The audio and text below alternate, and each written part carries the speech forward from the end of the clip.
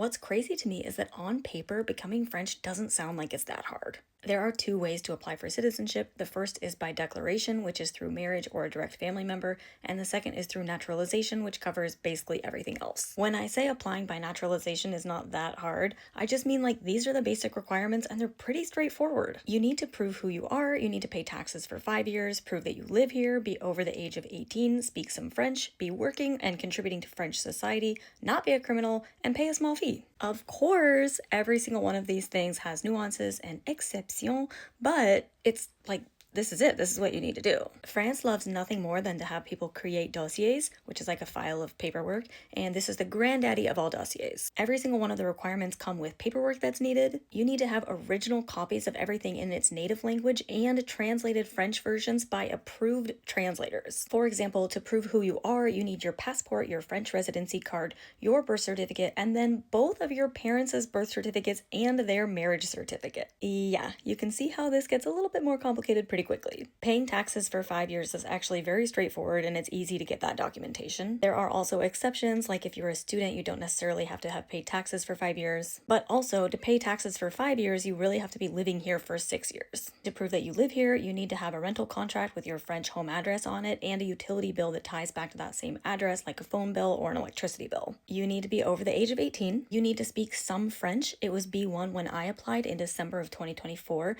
It is now going up to B2, but I don't know if that law has officially been enacted yet. B1 and B2 are both considered intermediate French. B1 is like intermediate minus, B2 is intermediate plus. Then you need to be working here and proving that you're contributing to French society. This is a little bit different than declaring and paying your taxes because, for example, if you're unemployed, you should not apply for citizenship because you're not showing that you're paying into the social services of France. Then you need to prove that you're not a criminal, which in France, this is very straightforward, fast, easy, and free. If you're an American, you need to get FBI fingerprints taken saying that you're not a criminal. If you're in or visiting the US, you can do this relatively quickly and cheaply. But in France, you have to pay this like one specific woman who's authorized to do FBI fingerprints, and it's super expensive. And then you just need to pay a little 55 euro fee to submit your dossier. So that's how you become French.